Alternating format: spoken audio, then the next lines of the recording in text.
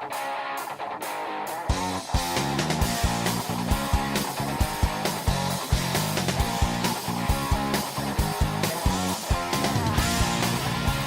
the music is off. My name is Mark Selzer, I'm Sarah Fatemi. and your host of Pod Potatoes. She's my guest today, and we're interviewing, or she could be my co-host, and we could interview an imaginary person. That would be so much fun. I'm so down to do that. Or just a random stranger. I talk to imaginary people all the time. That's good. Oh, the music is coming on. We had to ask him to turn the music off while we ordered pizza. We'll see what happens. Well, he ordered pizza. I can't have bread for the time being. Aha. Enjoy. No bread. Oh man, and I miss it. You miss some bread? Well, kind of. I don't know. I'm on the keto diet, and so you can't have like bread, rice, sugar. I've been trying to have this diet or that diet my whole life, and none of them have ever worked because I can't stick to them. I cannot. Well, you know, Mark, keto is actually pretty good because it's high fat. So if you're able to cut out bread and rice, I mean, you can have like bacon and cheese and deli and all kinds of meat. You can even have burgers. It's like preferred to have burgers, just no bun. I did that before, and it does work. Yeah. But unfortunately, if I see something, I have to eat it. If I see something I want, I have to eat it. I have no control. Yeah. I have no control over food. Food controls me. I don't control food. Well, that's kind of like me. But then it's like, I don't know. It's just so hard not to eat stuff that I want to eat. I I know. gained a lot of weight after I died in the hospital. I just died twice in the hospital. Wait, and I can't have a piece of cake? You died in the hospital? Twice. And they brought you back to life? Twice. Wait, is that a thing? Or am I That's just the thing. ignorant? No, that's the thing. Your heart can stop and they can bring you back. Oh, didn't that just happen to Demi Lovato? I don't know who Debbie Lovato is, so I wouldn't know. Get with the times, Mark. It's what all the cool kids are listening to. Oh, I don't listen to what the cool kids listen to. I listen to punk rock. People used to spit on me for listening to punk rock. Oh my God. Cops used to hit me with their batons for listening to punk rock and throw tear gas into the concerts. I never listened to the cool stuff. I listened to the uncool stuff. Well, I just listened to the whole new album of Blink-182 on the way here, so. Or is that considered like pop punk? It's considered just pop. Punk has become a form of pop. I mean, I would consider Diane Ward more punk than I would Blink-182, even though traditionally the style of Blink-182 would fit into what most people would consider punk rock. But then, in the 1970s, anything that wasn't Led Zeppelin, people would just call it punk rock and spit at you and hit you and throw you out of the party. Or spit at you on the street because you were dressed weird and you were a punk rocker, or throw stuff at you. I remember we used to have, or they'd yell insults at you or want to fight you because you look different, you were a punk rocker. So I would say, yeah, you definitely, if you look at conformity and being something different, Diane Ward would be more punk rock than would Blink-182. Although I like Blink-182, they're one of the few contemporary bands that I like and would actually listen to. I've even seen them live, but I wouldn't go. But I haven't heard this other person. I might like it, I might not. I have no idea. And Sum 41? Sum 41, I don't know if I've heard them. I probably have. They're like Blink-182's stuck-up little brothers. Yeah, probably. It has to really transcend. Most of the stuff that I like is punk rock from the 70s and early 80s. Yeah. That's how I kind of retired, was on my punk rock record collection. I collected 40,000 punk rock records, and then they are getting more valuable every day, and I sell them. That's awesome. That's what funds my comedy. Comedy doesn't fund my comedy. Only, what are you doing on your phone? Oh, I'm Instagramming our podcast. A podcast, cool. Yeah. That's cool. I'm eating pizza, so you'll have to excuse me, podcast fans of Pod Potatoes. Pod potato is a person who listens to podcasts all day. Like a couch potato is somebody that watches TV all day. So I named it pod potatoes. And for some reason, some people don't understand why it's called pod potatoes. They think, what does it have to do with potatoes? I have no idea.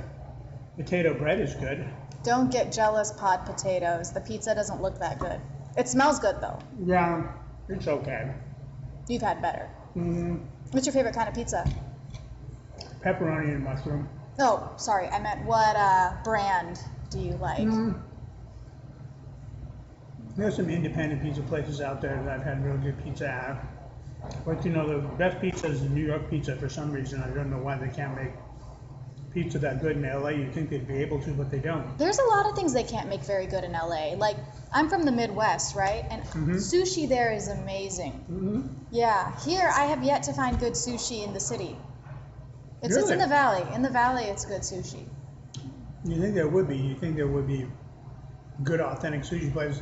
I don't eat sushi because it's raw. Mm-hmm. But I would like to go to a sushi place and try all the different kinds of fish. But I would like to have a little thing of oil in front of me so I could actually cook it. Cook the different pieces of fish and then try them, maybe with some sauce. Yeah, well, you can totally get a cooked kind of sushi. Yeah. Yeah. I did once. I was at a place that had some salmon, and they stirred it a little bit with like a little blowtorch thing, enough to cook it. So it was all right, but I can't really stand. Also, they're eating chicken now. There's like sushi chicken places where you eat raw chicken. Oh. I'm not into it. Yeah, I don't think I'd be into it either. And then also where you're eating an octopus or a crab or a lobster where it's still wiggling around. Ew. I think my dad tried something like that in China. It was like they were still alive and they were jumping up and down. And you'd have to catch it with your mouth or something. Right. That was because it shows that it's fresh. That it hasn't been frozen or something like that. So that's just gross. I just can't do that. I don't eat bugs anyway. I think those are bugs, so I don't eat them. I don't like bugs anyway, let alone eat them. Yeah. I don't like being in the same vicinity as a bug. I don't care whether. Yeah, I don't either. I don't like bugs if they're swimming in the water or crawling on my carpet or in my house, and I certainly don't eat them. So, but they're interesting. Bugs are interesting, but I don't eat them. I eat crabs, and they're just. See, insects are just little crabs and little lobsters and stuff like that that crawled onto the land and learned to live on the land. I was just watching some interesting stuff about octopuses. And octopuses are really snails that have lost their shells, and they have tentacles. And that's where the back thing used to have a shell on it, but they found they could move around better. Also, the octopus has its brain throughout its body, so if one of its legs gets torn off, the leg will still try to catch food and bring it to his mouth. And also, one of their legs can be used as a penis, and so they can rip off their leg and give it to a female, and a female can then use it to fertilize herself later. Wow, it's like they're carrying around a vibrator. Kind of. It's kind of like, here, let me rip off my penis and give it to a girl.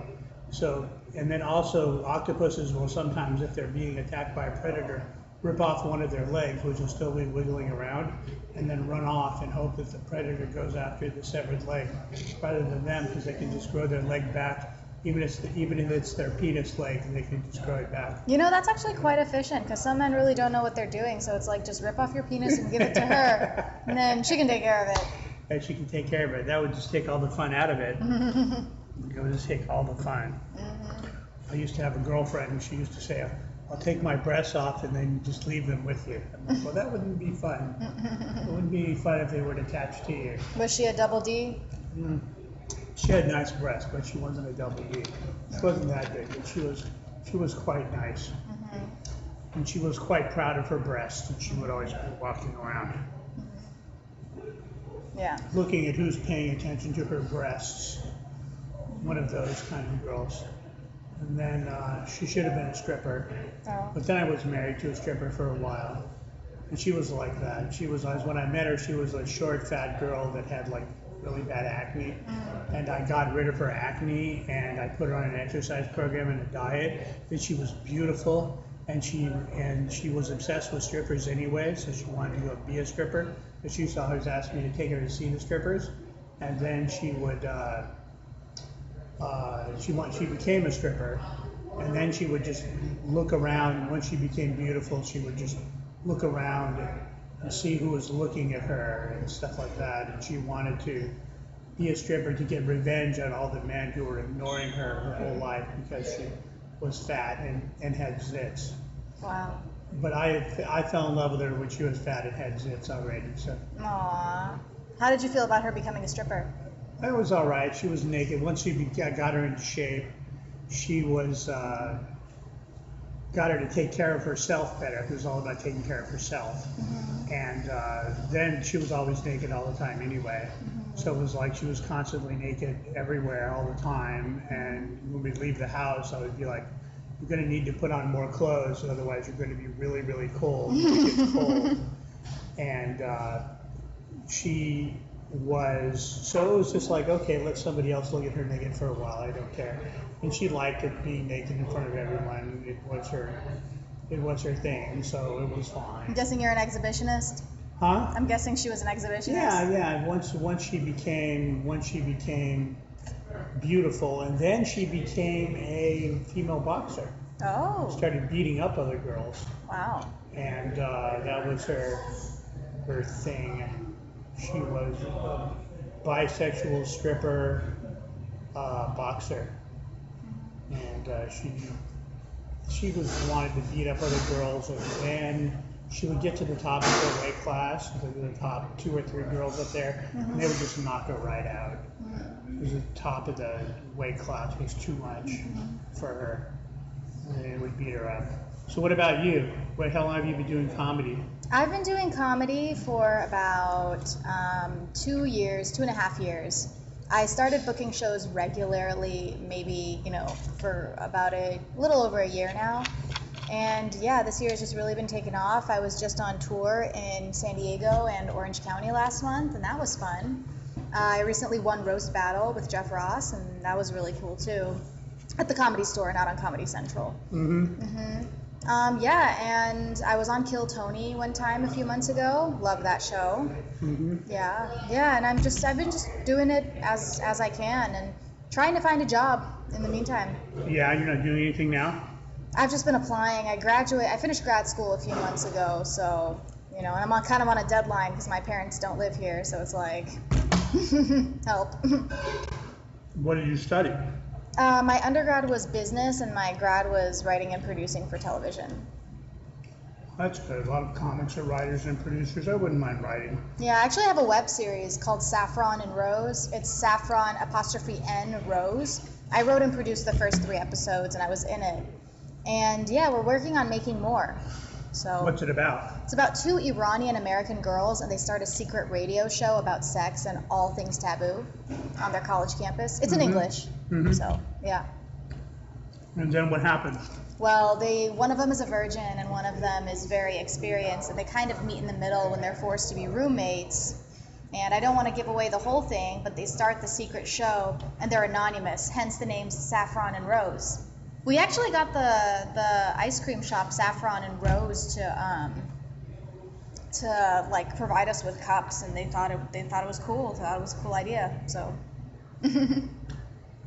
Did they sponsor you? They just gave us the cups. Didn't give you any ice cream in the cups? Oh well, I actually got free ice cream for my birthday from them yesterday. So yeah, they're really cool. I love that place. That's good. It's good to get some sponsors. I should get some sponsors for this podcast. We'll see how it goes. We'll see if anyone's listening to my podcast.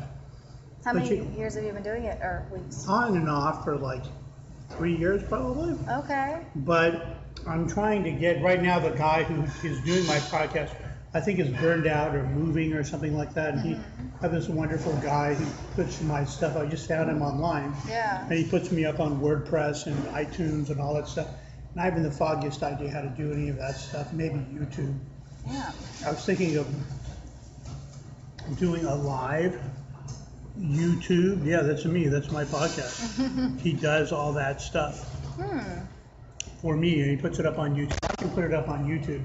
In fact, I could do it live onto YouTube if I wanted, but I haven't done that.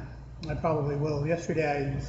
Saturday, I did a podcast, and I screened it live on Facebook Live while I was recording it too. Yeah. So we'll see, and then I just have to upload it to this Google thing, I think, and then he downloads it onto his thing and then uploads it onto the various things, but I haven't the foggiest idea how to get something up on YouTube. But I also need to get a comedy album and get it up on Amazon and get it up on iTunes and all that stuff. I had a comedy album recorded on my phone, but unfortunately I was going to have it edited, but then I got rid of my phone. Well, my phone died and took all the recordings with it. So I need to try to upload all of my recordings on my phone Hate that. into something else to make sure that my phone doesn't die again, and take my comedy album with them. Yeah. So we'll see. I need to market myself better. I need to have more stuff. I wanted to make little products for myself too and give them away, like pens that have little jokes on them. And Yeah, it's like a little popsicle stick that they used to have when we were kids. yeah, like that, like the things that are like, the crooked pin that says, get your spine fixed at JoJo's Chiropractic or whatever. I could have that done, but, something like that, but I haven't done it yet. But I'm looking into it and working on it. Yeah. Also, just to have a little pin, like not a pin that you write with, but a pin that you put on your lapel, something like that. But I can't think of a slogan. I mean, I have various slogans, but I cannot think of one that I really want to make to say. It could just say Mark Selzer, I don't know, and then something. I don't know what it could say, but as soon as I think of something to say, then I'll pick a photograph of myself and put it on a pen, and then put Mark Selzer is not a comic, or I don't know, somebody already has got is not funny. Yeah. Well, Kenny, Mikey McKernan does that. He Yeah, has is them. not funny. He already has it. It's already taken. So I can't use that. But when I think of something that I like, then I'll start doing it. Yeah. I can make pocket protectors. There are places you can go and you may have pocket protectors made. So I can make a Mark Selzer pocket protector. You should just have a big dildo and put just Mark I can Seltzer make Mark on it. Seltzer dildos, panties, any kind of sex toy, Yeah. butt plugs, Mark Seltzer butt plugs. Probably manufacture any kind of thing to go just online, and then have them. And I also need to make a book of my old drawings, because I used to be an artist. I still am an artist, but Yeah. I am putting words together rather than images. And I need to start drawing again. After my second wife died, I had problems drawing anymore and in making art. I wasn't as prolific. And then I lost my second wife who was the stripper boxer, due to her having a mental illness. And so that was also another shock. She died, or? No, she didn't die. She had an undiagnosed form of diabetes, which gave her brain seizures, and she became psychotic. So after that, there was 2 traumas, losing 2 wives, and then I just didn't really draw anymore. But I need to get a sketchbook and just start to carry it around again and just start to make drawings again. But what I do is I write jokes now, and I consider myself a performance artist rather than a comedian. Yeah. So maybe my pen should say that, Mark Selzer, performance artist. I don't know. Yeah, comedic artist. Comedic artist, comedic performance artist. Maybe. I don't know. I have to settle on something and then have 500 of them made or whatever, and then I need to have products and merch for myself. And then, because I like to do my own thing, I like to go and just start my own shows and do my own shows and book my own shows I mean, I'm going to Las Vegas tomorrow, and then my show is on Wednesday, so it doesn't make me really tired. Every time I go to Vegas, I just think, man, I'm never doing this again. Then I'll book myself again for Vegas. It's just, I don't even drive myself there. I have another comic drive me, who I get booked and wants the gig out in Vegas. Dude, I want a gig in Vegas. Can you hook me up? If you want to drive, I'll put you on my list of people that can drive me. Yeah. You have to drive. Sure. So I will, yes, I'll put you on my list of people.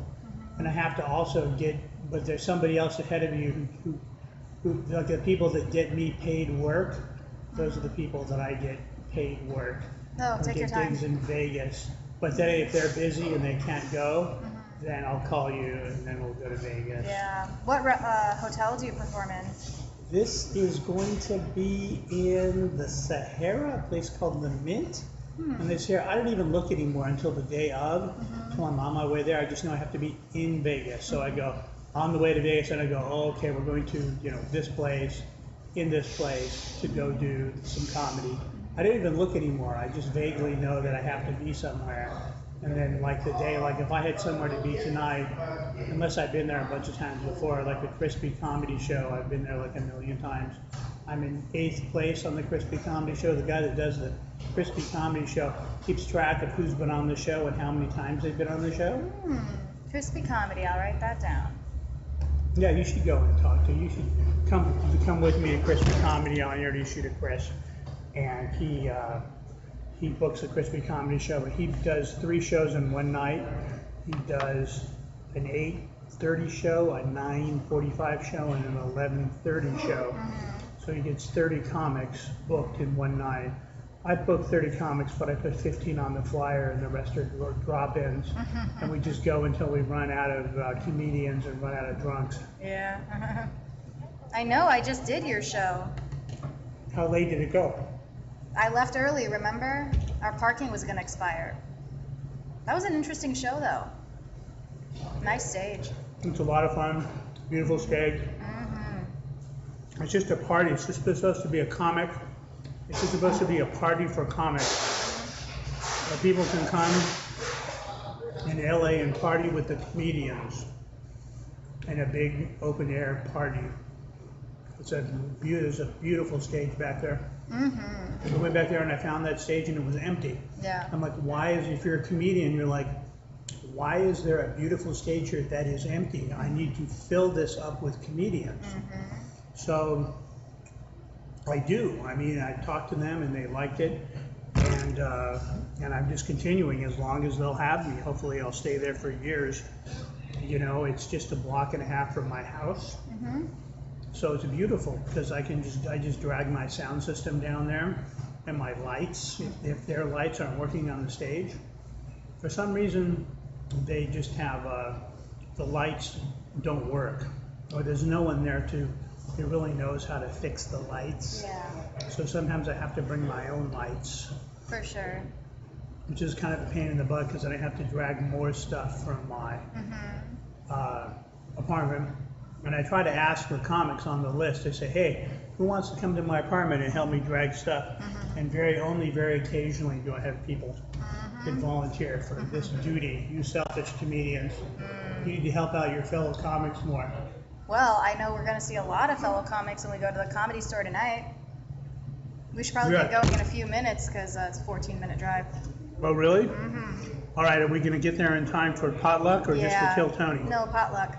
If we leave now. Okay, we're just going to leave. We're just going to leave this going and we'll continue the podcast as we're going to the Comedy Store. Okay, cool, yes. Window shopping.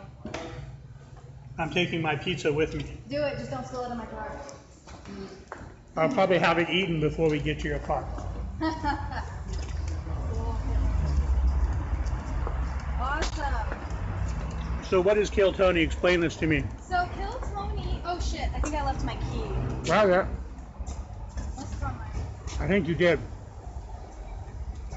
I think it's in there.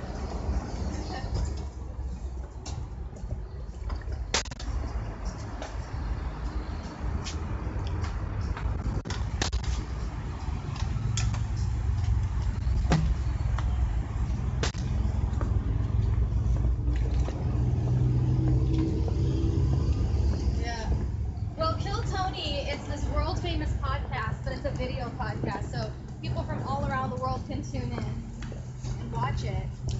And they pull names out of a bucket, and then they pull different comedians that come up. And it's really cool. When I was on it, there were so many people who hit me up after, and they were like, "Oh my God, you did so good!" And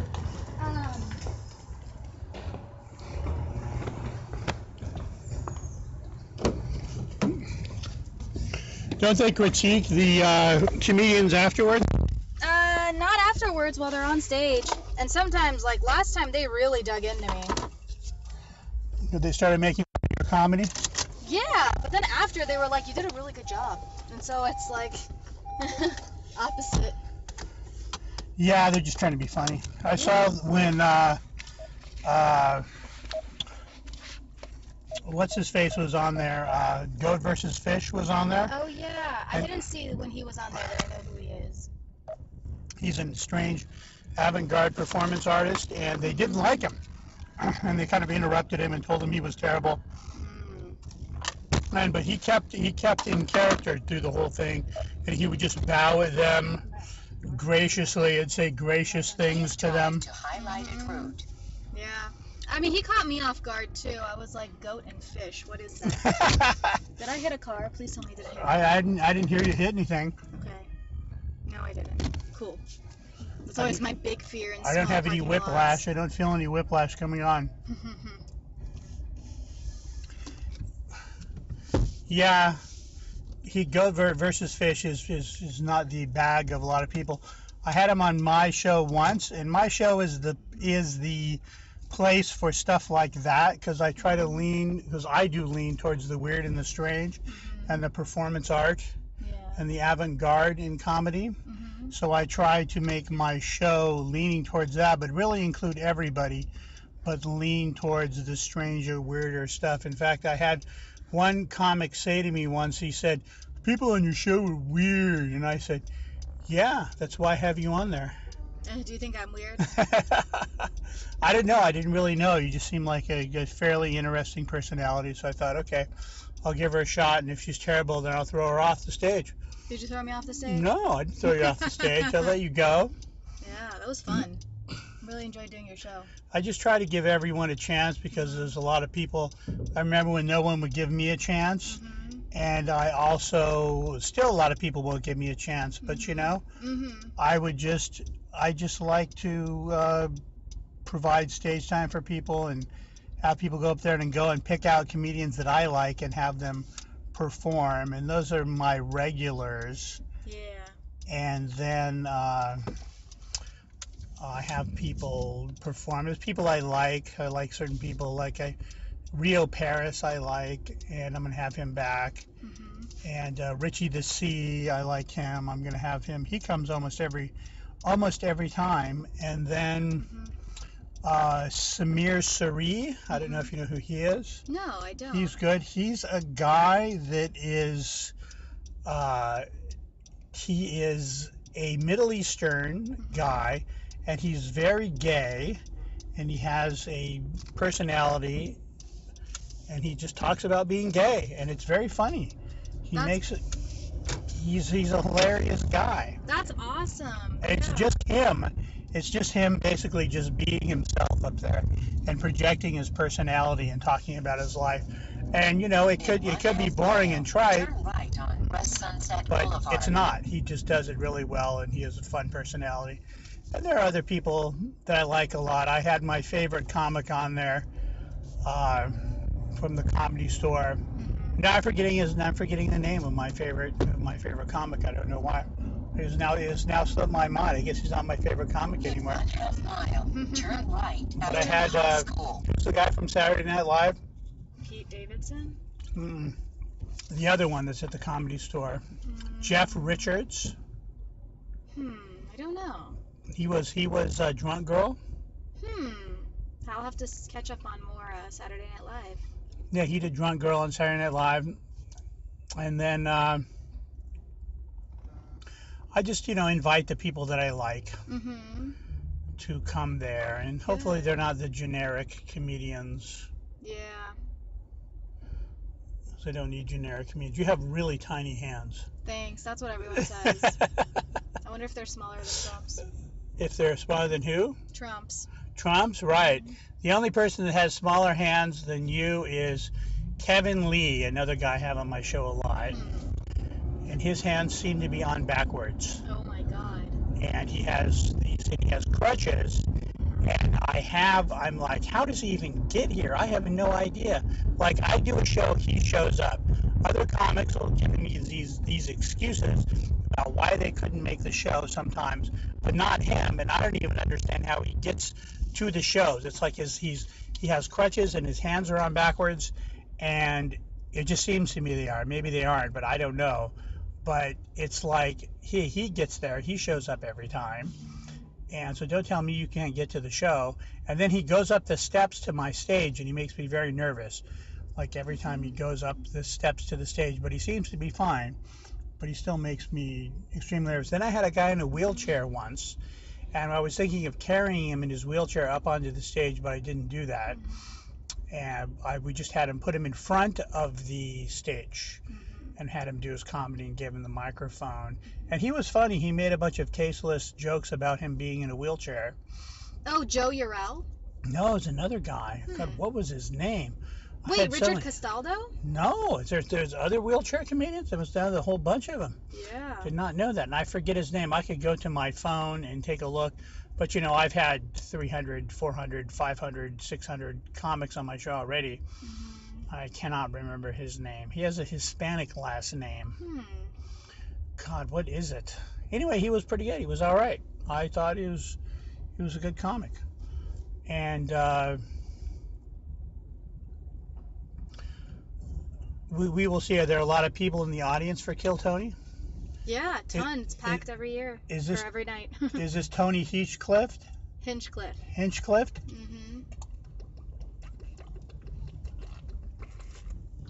Well, we'll see. Eventually, I'll turn this into my podcast into a 3-camera shoot, maybe. But then it becomes more formal. I like having it just be something you do in a car, or you do in a restaurant like we were in, just an informal place. I like that. So if we do it in a 3-camera shoot in my house, we'll probably be losing the informalness of it, Yeah. Would you look at Joe Rogan's podcast? That's like a little more formal than I wanted. He's very informal, so I guess you can make it informal with your attitude. Yeah. He's also done over 1,000 podcasts. But his podcast is huge. I don't know if he's top one. I think it's Adam Carolla.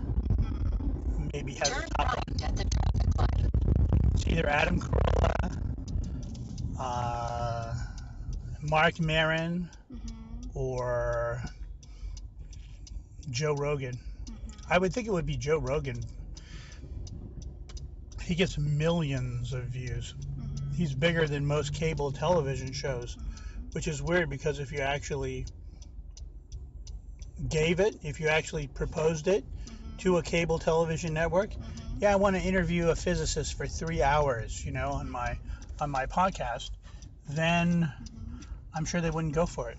Yeah. So what made you want to start to do comedy? Well, I moved out here. I wanted to be an actress. And then my friend, he was doing comedy, and he invited me to a couple shows.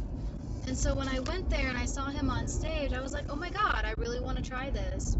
And so when he was hosting an open mic the next semester, he put me up, and thank God there was only 4 people in the audience. And so I was really able to kind of hone the craft and not feel nervous.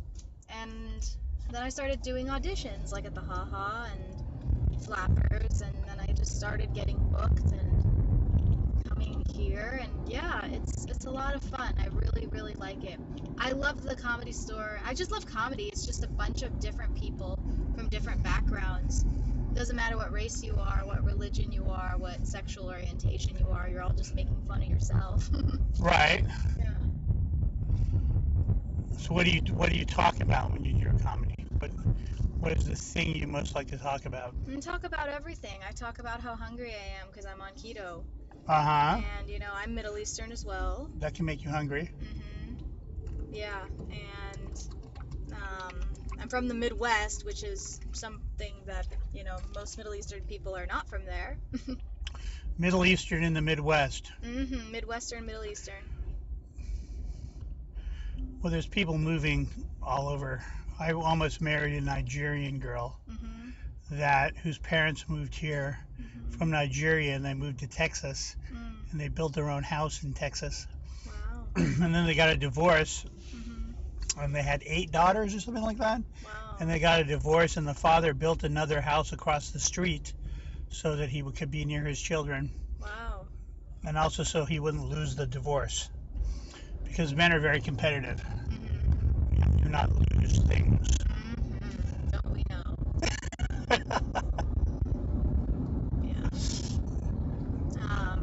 Yeah, geez, I hope he was on good terms with the mom if he's living right across from her. Yeah, I don't really know. We were almost married. She was my roommate at first, and then we got together, and then we would live together for like 8 months, and then we would start fighting, and then she would move out, and then we wouldn't talk for a few months, and then she would start calling me, or I'd start calling her. We'd start calling each other, and then we'd start dating each other again. Then she'd move back in, and it'd last 6 to 8 months, and then we'd start fighting again, and she'd move out, and that repeated itself about 4 times until we broke up, and that was that. And then I haven't seen her, I haven't spoken to her in a long time. Probably good that I didn't, because she had a gambling addiction. Yeah. And us comedians, we're not really rich as it is. Yeah, I don't have any money she can gamble away. I don't have any millions she can gamble away. She didn't really have any money she could gamble away, but she managed to gamble away all of her money anyway. But, I have unfortunately, my mother was an addict, so I have, unfortunately, attract women that have some kind of an addiction to something, which is sad. So I'm constantly in therapy.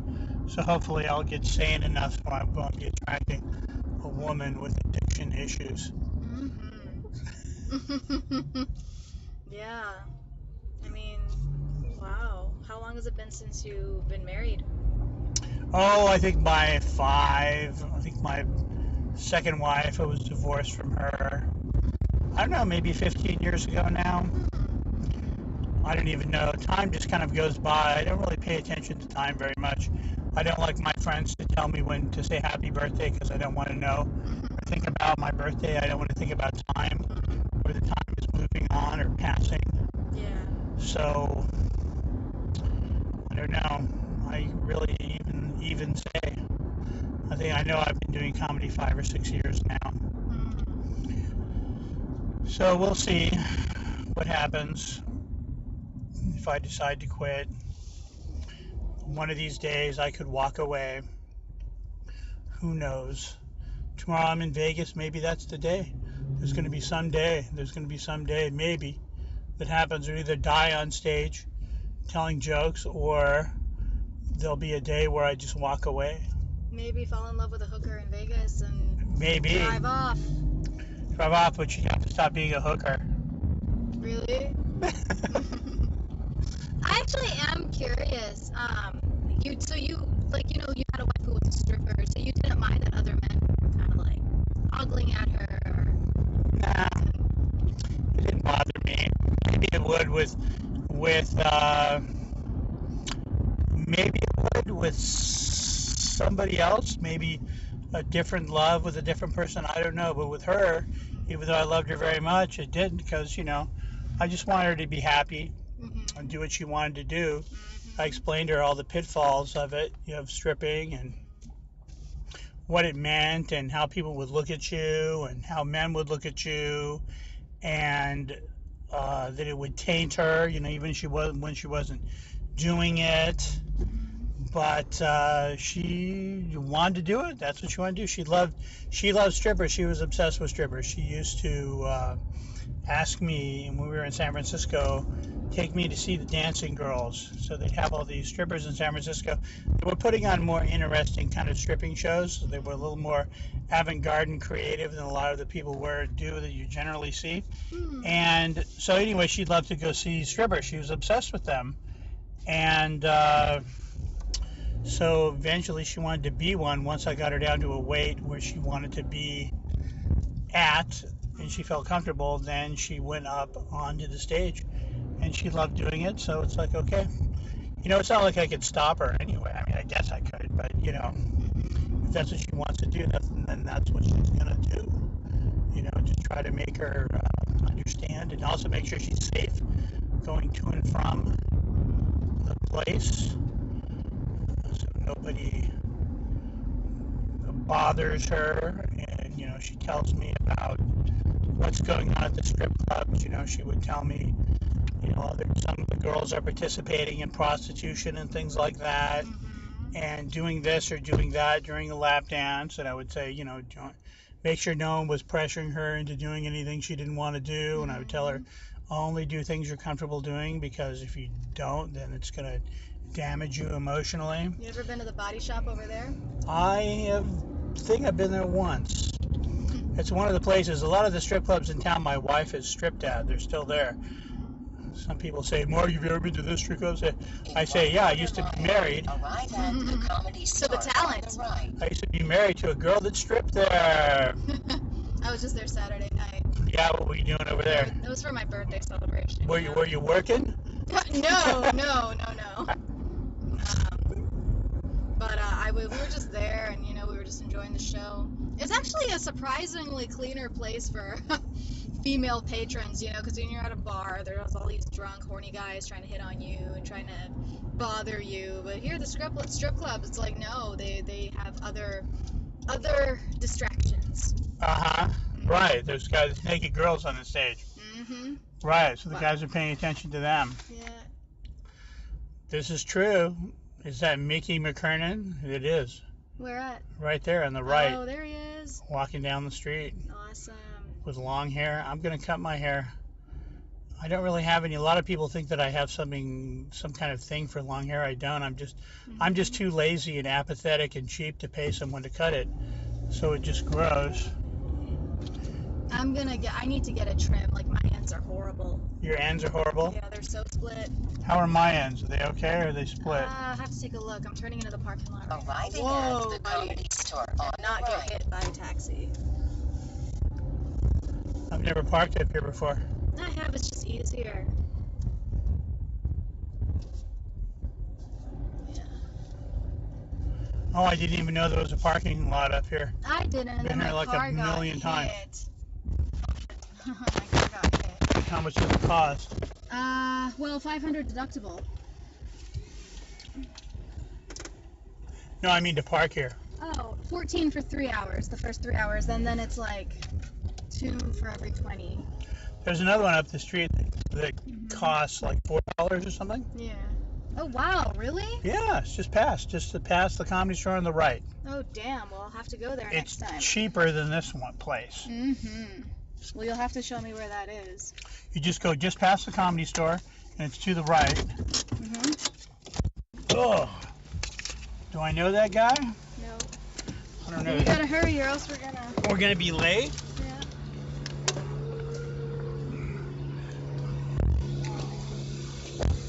Okay, I didn't lock the door. Did you lock it? Okay.